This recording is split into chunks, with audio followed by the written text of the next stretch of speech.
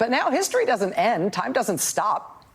Now we have the benefit of knowing, how this has gone in every other country that has been through a democracy to authoritarian transition. And sadly, there are a lot of them. We have the benefit of seeing what's happened in those other countries, though. And what we know is that the more ground the authoritarian takes, the harder it is to ever get that ground back. The problem with this type of messaging is that a lot of people hear this kind of messaging and they think about it in the context of COVID, and they think about it in the context of the election results in 2020. And I think that kind of stuff happens and it ends up making people think that, oh, wow, well, you were doing the same thing. I actually think that the way that COVID was handled was probably the most damaging thing that's happened to the country since the Patriot Act. I'm trying to think of anything that's been that bad. I mean, maybe you could say Citizens United was also really, really bad. But yeah, it was terrible. I think that, yes, I think Citizens United, the thing is that a lot of people don't understand that. But I think the Patriot Act did actually erode a lot of trust. I think that COVID was that bad, if not worse. And I think the difference with the Patriot Act versus COVID is the idea that the government is spying on you or that the government can do something is different than the lived reality that everybody went through with COVID. What Citizens United, it basically said that corporations can be treated as people and they can disseminate information and money as a person would because they're a separate entity. It's much more complicated than that, but that's a very, very simple way of explaining it. That's probably a little bit inaccurate, but hopefully it was good enough. And so the first order of business is to stop them from taking any uncontested ground right from the outset when it comes to what our system of government is and what our democracy is, right? From other countries' experiences that quickly, I mean now, in the next few weeks, if not the next few days, they are going to start pushing to see how far the country is going to let them go without pushback, without protest. And part of this is because it's just psychologically advantageous for them to do this now, right? They're counting on the half the country that voted against them, the half the country that doesn't want to give up our system of government. They're counting on all those tens of millions of Americans to be despondent, to feel powerless, to check out. Well, they are powerless. They lost the vote. That's what happens. It's that simple. There's really not a lot more to it. Watching this as an outsider is so funny. Y'all are crazy with politics on God. Yeah, it's really something, isn't it? Which, of course, would mean letting them do what they want, letting them run the table.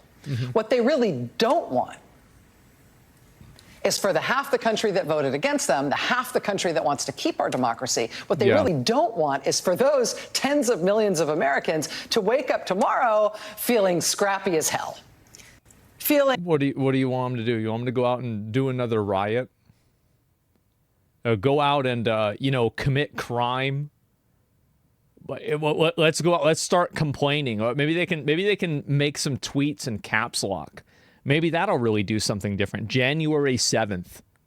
Ooh, that's a good one. Yeah, go out. Yeah, where's the nearest AutoZone? Why don't you go out and burn it down? That will stop. You know what? Nothing says democracy more than burning down an AutoZone. Sure, regretful about the election outcome, but also, frankly, freed up from having to spend all of our time working on the election. So now we can work full time on being fricking pirates, on being a thorn in the side to anyone who now intends to. You're going to be a pirate? Not a pirate. What are you talking about? A pirate? It's so stupid. What do you mean? Try to turn this country into some tin pot tyranny. What they want least of all is to realize that half the country went to bed sad tonight, but then woke up tomorrow fired up. Can you imagine if Trump said this?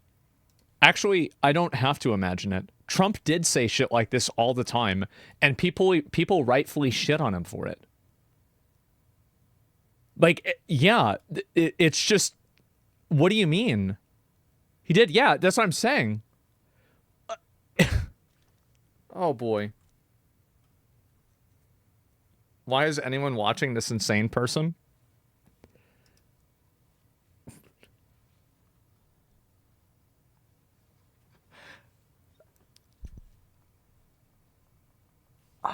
Great question.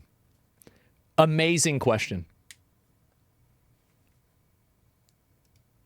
With a new sense of purpose, knowing that apparently this is what we're on this earth to do as American citizens in this generation. Because history did not just end. Time did not just stop. We just got marching orders from the universe and the Electoral College that as of today, American citizens who do want to hold on to democracy.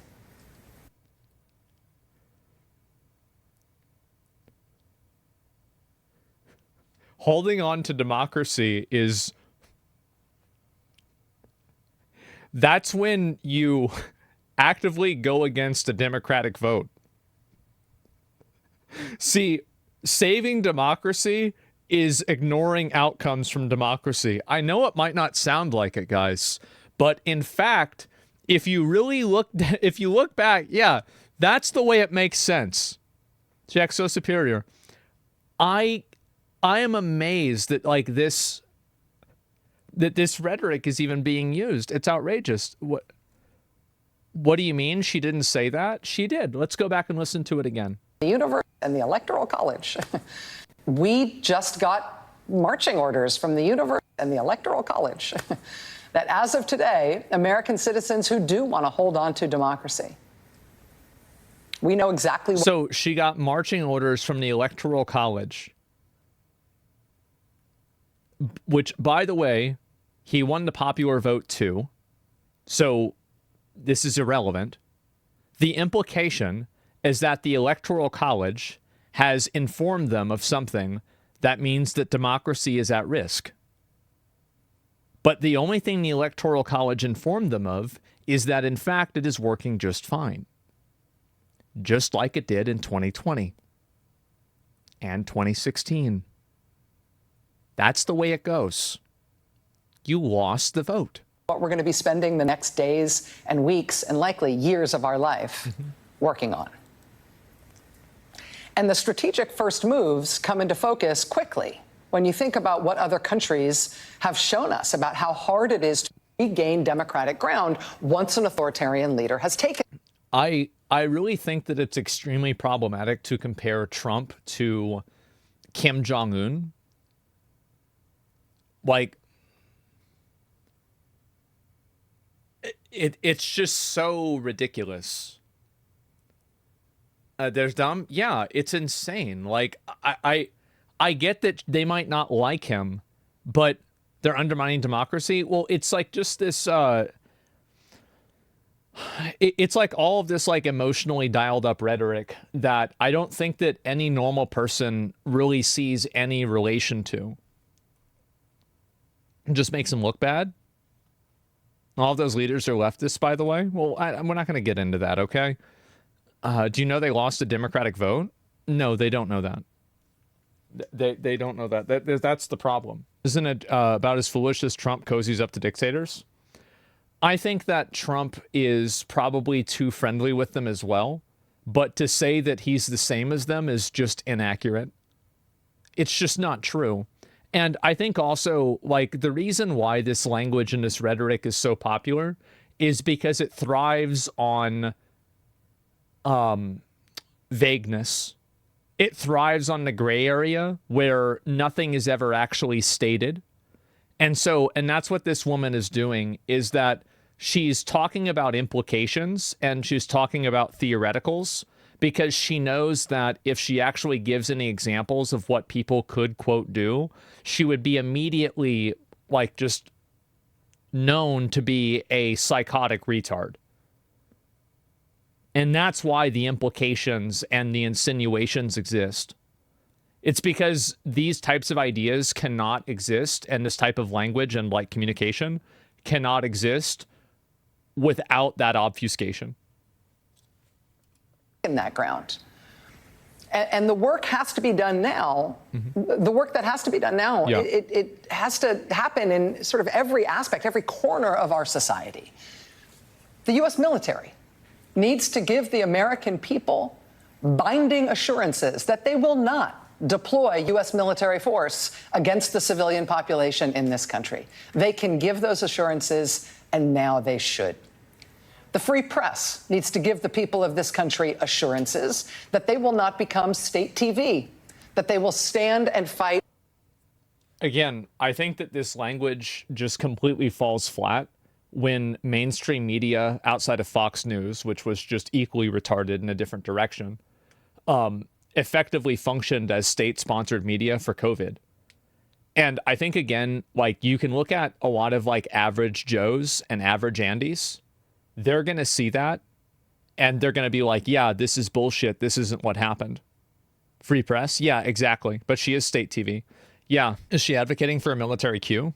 In a way, yeah. So yeah, anyway, what I was saying before was that I think that a lot of people have lost a lot of the, can you elaborate on the COVID thing? Yeah, I can. A lot of people didn't like the way that like media and social media companies and the government, it felt like we're kind of working together to establish one point of view, and nobody that or anybody who like kind of tried to challenge that point of view was completely deplatformed. And so I don't think that they can fearmonger with like state-sponsored media happening after what happened with COVID. And so and again, like, I'm not really debating whether like it was a good thing or not. I'm looking at like, this is, I think, what people's perception of this is. It's a global health crisis. People shouldn't be allowed to spread misinformation that can kill and did kill people. That's dangerous. Well, no. I mean, the First Amendment, like, just because there's a, quote, public health crisis or something like that doesn't mean that you just get to ignore the Bill of Rights. It doesn't mean that, you know, like, oh, we're going to put people's rights and protections under the law. We're going to put that on the back burner. That's not how it works. Rules are not made to protect things that are easy to protect and that everybody agrees with. They're made to protect things that are hard to protect and that few people agree with. Together, they will put aside rivalries and petty professional differences. They will stand and fight together as the free press, as the Fourth Estate, as an institution that is... That actually is like really kind of a mask off thing to say. Is that the media refers to itself and considers itself like the fourth branch of government. I really think that that's not true, and I think that that's extremely dangerous. A pillar of our democracy, as these guys on the other side inevitably start picking off individual journalists, individual publishers, individual news organizations to try ultimately to turn us all into some American accented version of RT. Yeah, that's clearly not what's happening. It's another check and balance. Yeah, I don't think so. Bad argument. You can't yell bomb in an airport, fire in a movie theater. You know, freedom of speech does not give you the ability for harm. There's a lot of other places that you can look this up and educate yourself about it. But I'll go ahead and just read this here. First Amendment issues, you'll invariably run when somebody talks about, well, you can't always yell fire in a crowded theater. That's not the law. It really never has been the law. And it's from a case that got overturned 60 plus years ago. So the example that you're using isn't true, and it didn't happen. There you go, right? I mean, like, again, I'm sure you might be able to come up with another one, but that's just simply not true. All you have to do is Google it. It takes just a few seconds. I might misunderstand what you said mean about COVID. What did the media do that was so wrong? What I'm saying is that I think that a lot of people viewed the media during COVID as a wing of the government and operating like as the government. And that caused them to distrust both the media and the government. I feel like this is like a massively popular viewpoint that literally like millions of people had.